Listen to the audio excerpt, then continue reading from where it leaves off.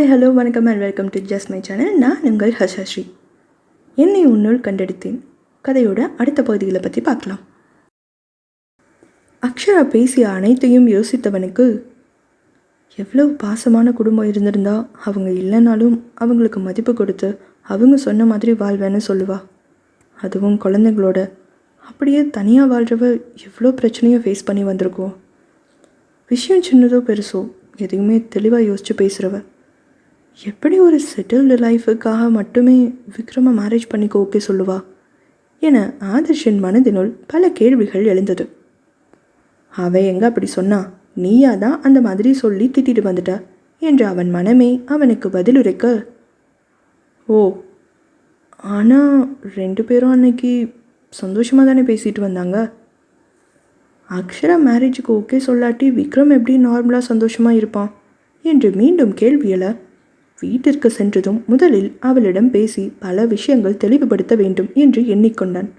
அதற்குள் ஜெயேந்திரனிடமிருந்து அழைப்பு வர ஆதர்ஷ் வீட்டில் அனைவரையும் விட்டுவிட்டு பெரியவரை பார்க்க சென்றான். அங்கே சென்றதும் அனைவரும் மிகவும் மகிழ்ச்சியுடன் இருந்தனர். தனமோ, பாப்பா ஆதர்ஷ் இந்த ஸ்வீட் எடுத்துக்கோ என்று கொடுக்க, எதுக்குமா, ஏதாவது விசேஷமா? ஆமாம், விக்ரம் கல்யாணத்துக்கு சரின்னு சொல்லிட்டான். ஜெயேந்திரனும், பொண்ணு கூட ரெடி, எல்லாம் நமக்கு நல்லா தெரிஞ்ச பொண்ணு தான் என்று கூறினார். தனனும், எல்லாமே நம்ம அக்ஷராவால் தான் இல்லைங்க, எனக்கு எவ்வளோ சந்தோஷமாக இருக்குது தெரியுமா என சொல்லிக்கொண்டே இருக்க ஜெயேந்திரனுக்கு ஒரு ஃபோன் கால் அழைப்பு வந்ததும் அவர் நகர்ந்து விட்டார்.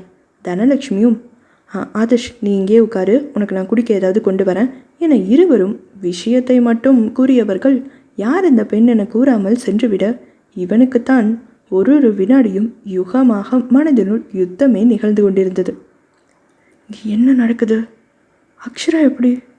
இல்லை, அவகிட்ட பேசாமல் இனிமேல் அவளை பற்றி நம்ம தப்பாக நினைக்கக்கூடாது.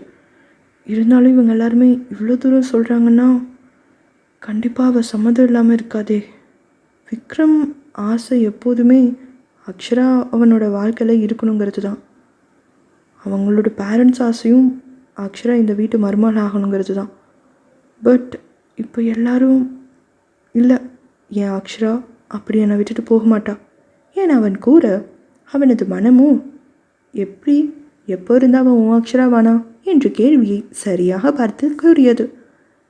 அதை உணரும் நிலையிலும் அதற்கு பதில் காணும் நிலையிலும் அவன் இப்போது இல்லை. அவனுக்கு இப்போது அக்ஷராவிடம் பேச வேண்டும். அதற்கு முன் இங்கே என்ன நடக்கிறது, என்ன செய்வது என அவன் முடிவெடுத்தவுடன் ஜெயேந்திரன் தனம் வந்ததும் நேராக கேட்டுவிட்டான். பொண்ணு யாருமா? நம்ம சஞ்சனா தான் என்றதும் அவனுக்கு என்னவென்று சொல்ல முடியாத ஒரு திருப்தி, நிம்மதி. எங்கள் எல்லாருக்குமே சஞ்சனாவை எப்போவுமே பிடிக்கும்பா. இந்த வீட்டு பொண்ணு இந்த வீட்டிலையே இருந்தால் நல்லா இருக்கும்னு ஒரு எண்ணம். அதோடு எனக்கும் அவருக்கும் மரகதம் எல்லாருக்குமே இந்த ஆசையும் இருந்தது. அக்ஷரா கிட்ட முன்னாடியே சொல்லியிருந்தேன். அவள் விக்ரம் கிட்ட சஞ்சனா கிட்ட பேசியிருக்கா போல. அவங்களும் பேசி எல்லாமே சுமூகமாக முடிஞ்சது என கூறி முடிக்க விக்ரம் அந்த நேரம் அங்கே வந்தான். அம்மா போதும்மா, ஓகே சொன்னது நான், எனக்கு தான் கிரெடிட் வேணும், சும்மா அக்ஷாவையே புகழ்ந்து தள்ளுறீங்க என்று கூற, நீ கொஞ்சம் பேசாமல் இரு விக்ரம். ஆதர்ஷ் நீ அவனை விடு. இவன் அடுத்த ஊருக்கு போகிறதுக்குள்ளே கல்யாணம் பண்ணிடணும்னு முடிவு பண்ணியிருக்குப்பா. கல்யாண வேலைன்னா எவ்வளோ இருக்குது, அவருக்கும் அலைச்சலெல்லாம் முடியாது. விக்ரமை கை காட்டி இவனை நம்பினா ஒரு வேலையும் நடக்காது.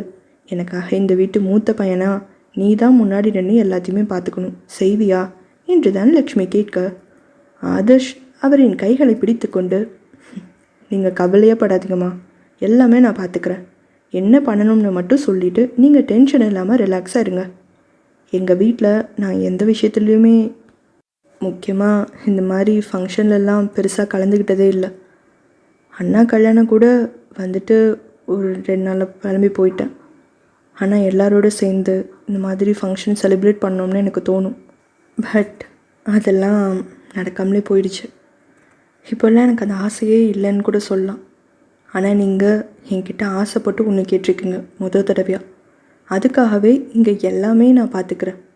விக்ரம் கல்யாணம் செம்மையாக நடத்திடலாமா என அவன் நம்பிக்கை கொடுக்க இதை பார்த்து கொண்டிருந்த விக்ரம், ஜெயேந்திரன், தனம், சஞ்சனா, மரகதம் அனைவரும் அவன் கூறியதை கேட்டு சிறிது நேரம் அமைதியாகினர்.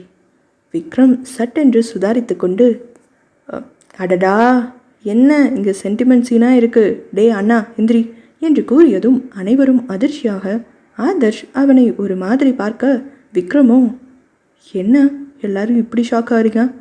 உங்களை ஆதர்ஷும் அம்மா அப்பா தான் கூப்பிட்றான். இந்த வீட்டு மூத்த பையனாக இருந்து எல்லாமே பார்த்துக்கன்னு நீங்கள் தான் இப்போ கொஞ்ச நேரத்துக்கு முன்னாடி வேற அவன்கிட்ட சொல்லிட்டீங்க. அப்போது அவன் எனக்கு அண்ணா முறை தானே என்று கூற அனைவரும் ஆஸ்வாசமாக மூச்சு விட்டனர். ஆதர்ஷ் இப்போது சிரித்து கொண்டு எழுந்து வந்து, அதெல்லாம் சரிதான் விக்ரம், ஆனால் எனக்கு இன்னொரு தடவை குடும்பம் உறவு இதெல்லாம் வேண்டாம். நம்ம எப்பவும் போல் நல்ல ஃப்ரெண்ட்ஸாகவே இருப்போம், அதுதான் நல்லாயிருக்கும் என்று கூறிவிட அவனை பற்றி அனைவருக்கும் தெரியும் என்பதால் எதுவும் கூறாமல் அவன் போக்கிலேயே விட்டுவிட்டனர். விக்ரம் அவனை அனுப்ப வெளியே வந்ததும் அவனிடமே கேட்டுவிட்டான். விக்ரம், என்ன நடந்தது என்று கேட்க அவனும் புரியாமல் விழித்தான். அதில் நீ என்கிட்ட வேற மாதிரி சொன்னல, ஆனால் இப்போ இங்கே நடக்கிறது முழுசாக வேறையாக இருக்குது.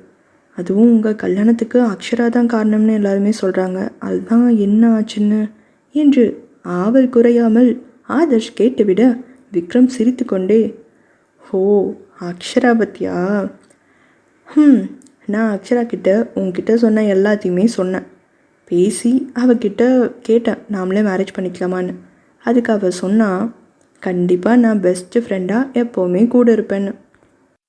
எனக்கே அதை கேட்டு நாம் சரியாக தானே சொன்னோம் அப்படின்னு சந்தேகமே வந்துடுச்சு ஆதர்ஷ். அவகிட்ட மறுபடியும் கேட்டதுக்கு அவள் சிரிச்சுக்கிட்டே பதில் சொன்னான். அன்று நடந்தவை அவன் மனதில் ஓடியது. அக்ஷரா கூறிய பதில், இல்லை விக்ரம், நீ சொன்னதை நல்லா யோசிச்சு பாரு. யாரும் உனக்கு க்ளோஸாக இல்லை, எல்லாமே கிடைச்சும் எல்லாருக்குமே பாசமாக இருந்தும் மனசார எல்லாத்தையுமே ஷேர் பண்ணிக்க, சண்டை போட, அட்வைஸ் கேட்க, அட்வைஸ் கொடுக்க ஒருத்தர் வேணும்னு நீ எதிர்பார்க்குற. இது உனக்கு மட்டும் இல்லை, எல்லாருக்குமே இப்படி ஒரு எண்ணம் இருக்கும். அதுக்கு சரியான ஆள் இவங்க தான்னு நம்ம கண்டுபிடிச்சிட்டா அவங்க தான் நம்ம லைஃப் பார்ட்னர்னு தப்பாக புரிஞ்சுக்கிறாங்க. அதுதான் இங்கே பிரச்சனையே. அந்த மாதிரி ஒருத்தர் ஃப்ரெண்டா, அக்கா, அண்ணா, தங்கச்சி, அப்பா, ஏன் ஜஸ்ட்டு நீ ட்ராவலில் பார்க்குறவங்க, இல்லை உனக்கு ஒரு வெல்விஷராக கூட இருக்கலாமே. அவங்க உடனே லைஃப் பார்ட்னர் ஆக்கணும்னு எந்த அவசியமும் இல்லை விக்ரம். அந்த ரியாலிட்டியை நம்ம ஏற்றுக்கணும். அதோட கல்யாண லைஃப்பில் உனக்கு ஒரு ஒப்பீனியன் இருக்கும், எனக்கு ஒன்று இருக்கும். அப்படி பார்த்தா நான் உனக்கு சரியானவை இல்லை விக்ரம்.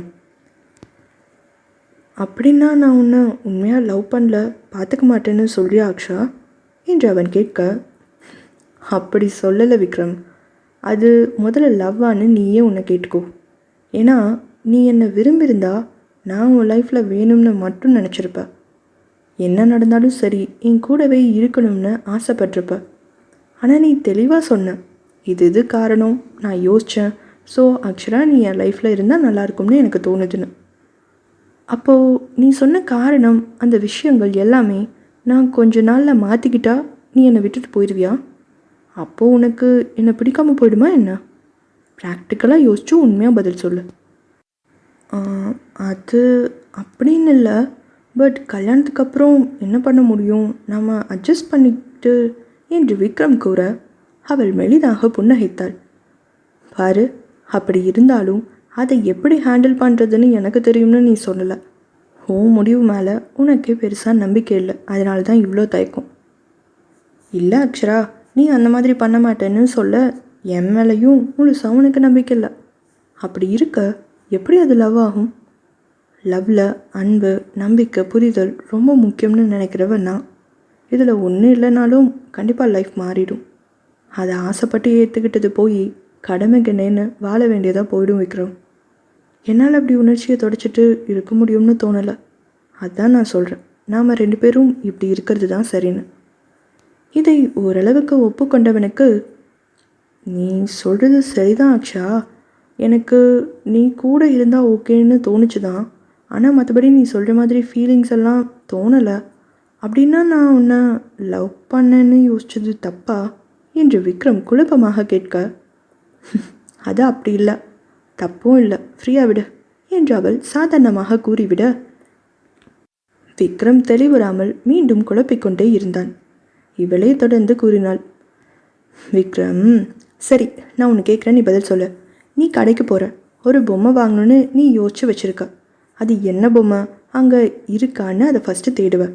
சிலதில் பொம்மை இருக்கும், ஆனால் நீ நினச்ச கலர் இருக்காது.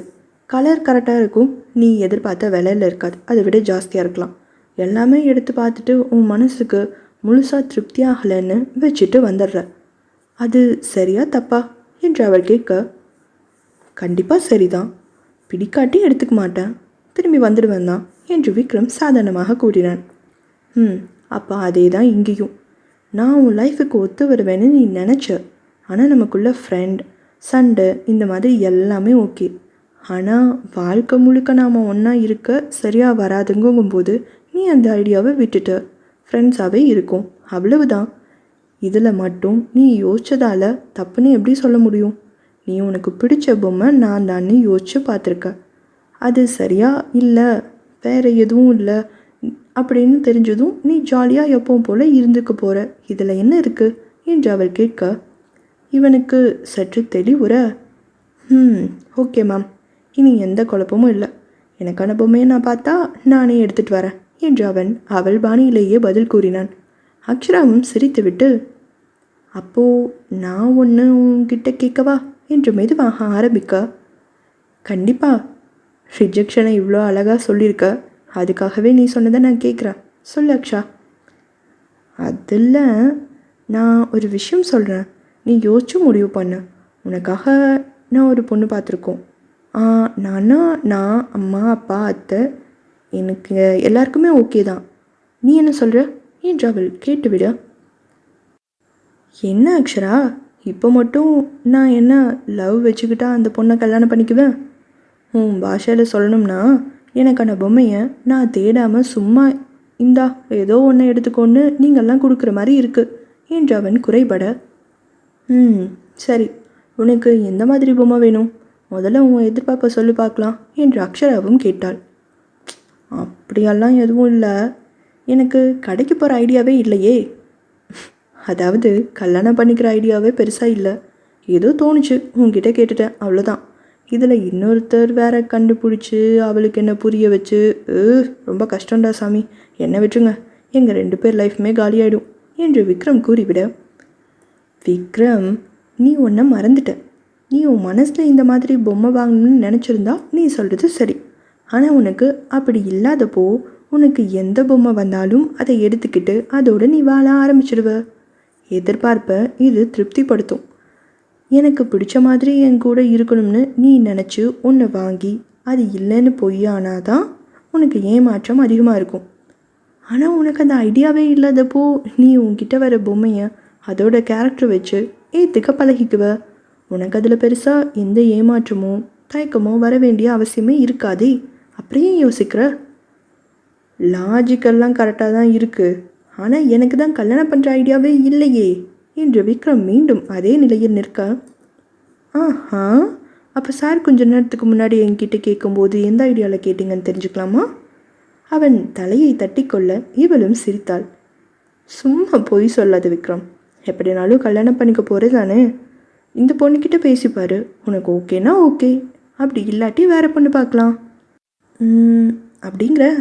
சரி, எனக்கு பிடிச்சாதானே, அப்போ பார்த்துக்கலாம். சரி, அந்த பொண்ணு யாருன்னு முதல்ல சொல்லு. சஞ்சனா. என்ன, சஞ்சுவா என அவன் அதிர்ச்சியாக இவளும் தலையாட்டி விட்டு, ஸோ நீ அவகிட்டயே டைரெக்டாக பேசிடு, அப்புறம் உங்கள் முடிவு என்னன்னு எங்களுக்கு சொல்லுங்கள் என்று கூறிவிட்டு அவனை அங்கிருந்து அனுப்பி வைத்தாள். இதுவரை நடந்ததை ஆதர்ஷிடம் கூறிய விக்ரம், அப்புறம்தான் நானும் சஞ்சுவும் பேசினோம். எங்களுக்கு பெருசாக எந்த ப்ராப்ளமும் இருக்கிற மாதிரி தெரில. அதோட நிறையா விஷயங்கள் கல்யாணத்துக்கு அப்புறம் எங்களோட லைஃப் ஸ்டைல் திங்கிங் எல்லாமே ஒரே மாதிரி ஓரளவுக்கு சேமாக தான் இருந்தது. அதுலேயும் பிரச்சனை இல்லை. அம்மா அப்பா அத்தை எல்லாருக்கும் ஆல்ரெடி இதை எதிர்பார்த்துருக்காங்க. ஸோ அவங்களும் ஹாப்பி தான். அதனால் நாங்கள் ஓகே சொல்லிட்டோம்.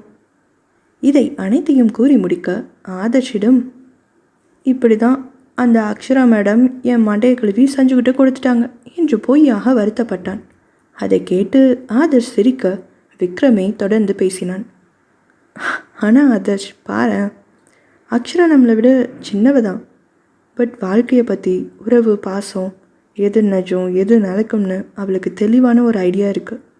ஆனால் நாம தான் ஒருத்தரை பிடிச்சது அவங்க வாழ்க்கை முழுக்க கூட இருக்கணும்னு நினச்சா உடனே லவ்னு குழப்பிக்கிட்டு மற்றவங்கள குழப்பி விட்டு ஷபா.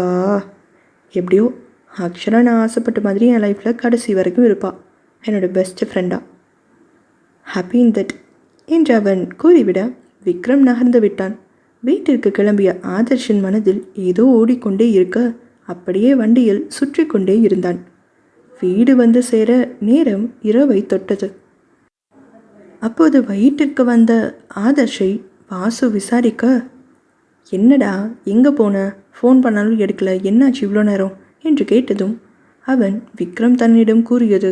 இவர்கள் அனைவரும் அங்கே சென்றிருந்த போது சஞ்சு, அக்ஷரா, பிரியா பேசியதை இவன் கேட்டது. அவளை தவறாக நினைத்து திட்டியது, அலுவலகத்தில் நடந்தது, இன்று நடந்தது என அனைத்தையும் வாசுவிடம் கூறினான். அக்ஷரா இப்போ என்ன பண்ணுறா, அவகிட்ட நான் பேசணுண்டா எனும்பொழுது உணவை கொடுக்க வந்த பிரியாவோ இதை அனைத்தையும் கேட்டுக்கொண்டிருக்கு மேலும் கோபமாக இருந்தாள். ஆதர்ஷிடம், நீங்கள் உங்கள் மனசில் என்ன தான் நினச்சிட்ருக்கீங்க, அவளை பற்றி அவள் கேரக்டரை பற்றி என்ன தெரியும்னு நீங்கள் இப்படியெல்லாம் அவகிட்ட கேட்டு வச்சுருக்கீங்க என்றவள் அன்று இவர்கள் பேசியதை முழுமையாக கூறி முடித்தாள். அப்போது அங்கே வாசுவும் கூட இருந்ததால் அவனும் அதையே தான் கூறினான். உங்களுக்கு பொண்ணுங்களை பிடிக்கலன்னா அப்படியே இருந்துக்க வேண்டியது தானே, அவகிட்ட உங்கள் கோபத்தை காட்ட என்ன உரிமை இருக்குது? அவள் யாரை கல்யாணம் பண்ணிக்கிட்டா உங்களுக்கு என்ன? அவளும் என்கிட்ட எதுவுமே சொல்லாமல் இருந்திருக்கா. 2 நாளாக எதை கேட்டாலும் தலைவலின்னு சொல்லிக்கிறது. இப்போ தான் தெரியுது அது எப்படி வந்ததுன்னு என்று ஆதர்ஷ் அக்ஷரா இருவரையும் பொறிந்து தள்ளினாள் பிரியா. வாசுவோ, பிரியா ப்ளீஸ், அவனே தப்பாக நினச்சிட்டோம்னு ஃபீல் பண்ணி தான் அக்ஷரா கிட்ட பேசணும்னு நினைக்கிறான், நீ ஏன் அவனை திட்டிகிட்ருக்க என்று கேட்க ஆதர்ஷ் அமைதியாக எழுந்து வந்து, எனக்கு அக்ஷரா எங்கே இருக்கான்னு மட்டும் சொல்ல ப்ளீஸ் என வினவ பிரியா வாசுவை முறைத்தாள். அவனோ கண்களாலேயே பதில் கூறி என்று கெஞ்சினான். ஒரு வழியாக பிரியா, டிஸ்டர்ப் பண்ண வேண்டாம்னு சொல்லிட்டா, மேலே அவள் ரூமில் இருக்கா என கூறியதும் ஆதர்ஷ் நகர்ந்தவன் சற்று நின்று, அவ சாப்பிட்டாளா என்று கேட்டான். இல்லை என பிரியா தலையசைக்க அவனும், எடுத்து வச்சுட்டு நீங்கள் எல்லாரும் படுங்க, நான் அவளை கூட்டிகிட்டு வந்து சாப்பிட வச்சுக்கிறேன் என்று கூறிவிட்டு மாடிக்கு சென்று விட்டான். அவனை திட்டிக்கொண்டே இருக்க வாசுவோ பிரியாவிடம் வந்தவன், பிரியா, அவனை நான் இப்படி பார்த்ததே இல்லை. முதல் தடவையா ஒருத்தரை பற்றி என்ன பண்ணுறாங்க, சாப்பிட்டாங்களா என்னன்னு அவன் விசாரித்து இப்போ தான் நான் பார்க்குறேன். அவன் மோசமானவன் இல்லை பிரியா, ஆனால் பாசத்தை காட்டவே மாட்டான், காட்டவே தெரியாதுன்னு கூட நானே நினச்சிருக்கேன். அவன் அக்ஷரா கிட்ட பேசட்டும், அக்ஷராவும் அவனும் கல்யாணம் பண்ணிக்கிட்டா கண்டிப்பாக நல்லாயிருக்கும். இதை கேட்ட பிரியாவோ, எப்படி இப்படி இருக்க முடியுது அவரால், யாருக்கிட்டேயும் ஒரு அட்டாச்மெண்ட்டே இல்லாமல் எல்லாமே மெஷின் மாதிரி செஞ்சுக்கிட்டு என்ன வாழ்க்கை இது, அப்படி அவர் இருக்கிறனால தான் இப்படிலாம் திங்க் பண்ண தோணுது என்று கத்த மெலிதாக புன்னகைத்த வாசுவோ, அவன் அண்ணா தான் அவனை பற்றி என்கிட்ட சொல்லியிருக்காரு, அவன் நம்மளை எல்லாரையும் விட ரொம்ப ஜாலியாக இருந்தவன் பிரியா, துருன்னு ஏதாவது பண்ணிக்கிட்டே செம்ம ஸ்மார்ட்டாக இருப்பானா. அம்மா, அப்பா, அண்ணா, சித்தி, பாட்டி, தாத்தான்னு ஏன் வீட்டில் வேலை செய்கிறவங்கள இருந்து வீட்டுக்கு வர்றவங்க போகிறவங்க வரைக்கும் எல்லாருக்குமே அவன் செல்லும். சீக்கிரம் செட் ஆகிடுவானா.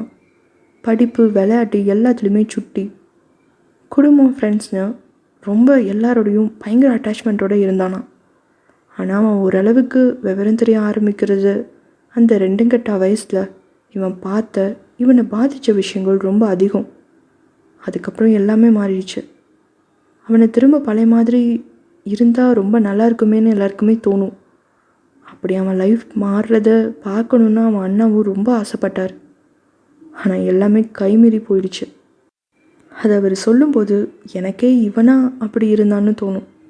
ஆனால் என்ன பண்ணுறது, நானும் அவனும் 11th இருந்து ஒன்றா படிக்கிறோம். ஓரளவுக்கு பழகிறதோட அது கூட என் கூட மட்டும்தான். ஃப்ரெண்ட்ஸு, ஹெல்ப்புன்னு யார்கிட்டையும் எதுவும் கேட்டு நான் பார்த்ததே இல்லை. பட் ரொம்ப ஷார்ப்பு, பயங்கர டேலண்டட். படிப்பு, ஜாப்னு எல்லாமே அவன் தான் ஃபஸ்ட்டு. அவன்கிட்ட கற்றுக்கிற, அவனை பார்த்து கற்றுக்க வேண்டிய விஷயம் நிறைய இருக்குது. ஆனால் அவன் அதையெல்லாம் வெளியில் காட்டிக்காமல் அவனையே ரொம்ப குறுக்கிக்கிட்டு தனி உலகத்தில் வாழ்ந்துட்டுருக்கான். என அவனை பற்றிய கடந்த கால நிகழ்வுகளை பிரியாவிடம் கூறினான் வாசு. அவன் உலகமே தனியாயிடுச்சு பிரியா. ஆனால் அவன் ரொம்ப நல்லவன். எனக்கு தெரிஞ்சும் தெரியாமலும் எனக்கான எல்லா ஹெல்ப்பும் அவன் பண்ணியிருக்கான். அதெல்லாம் நான் அவன்கிட்ட வாயை திறந்து கேட்டதோ என் ஆசைன்னு சொன்னதோ கூட கிடையாது. ஆனால் அவனாக புரிஞ்சுக்கிட்டு சுற்றி இருக்கிற எல்லாருக்கும் என்னென்ன தேவையோ வேணுமோ அது எல்லாத்தையும் செய்வான். ஆனால் அவனை தான் யாருனாலையும் புரிஞ்சிக்கவே முடியல. இப்போ சொல்லு, அவன் யார் மேலேயும் ஒரு அட்டாச்மெண்ட் வைக்காமல் இருக்கிறது சரியா தப்பான்னு? இதை கேட்டு அமைதியாக இருந்த பிரியாவை கண்டு பெருமூச்சுடன், அவன் மனசு விட்டு சந்தோஷமாக சிரித்து பார்க்கணுன்னு எனக்கு ரொம்ப ஆசை பிரியா. அவன் லைஃப் இதுக்கு மேலேயாவது நல்லா இருக்கணும் என வாசு தன் நண்பனுக்காக வேண்ட பிரியாவும் கண்ணீரை துடைத்து கொண்டு வாசுவின் கைகளை பற்றினாள். யார் மேலே தப்புன்னு பேசி இதில் பிரயோஜனமே இல்லை வாசு. அவரோட வாழ்க்கையை எதிர்பாராத சூழ்நிலைகள் ரொம்பவே மாற்றிடுச்சு தான். அதே மாதிரி இனிமேல் நடக்கிற நிகழ்வுகள் எதிர்பாராமல் கண்டிப்பாக நல்ல வழியை காட்டும்னு நானுமா நம்புவோம். உண்மைதான், அக்ஷாவும் ஆதர்ஷும் ஒன்றா சேர்ந்துருந்தா கண்டிப்பாக நல்லாயிருக்கும்.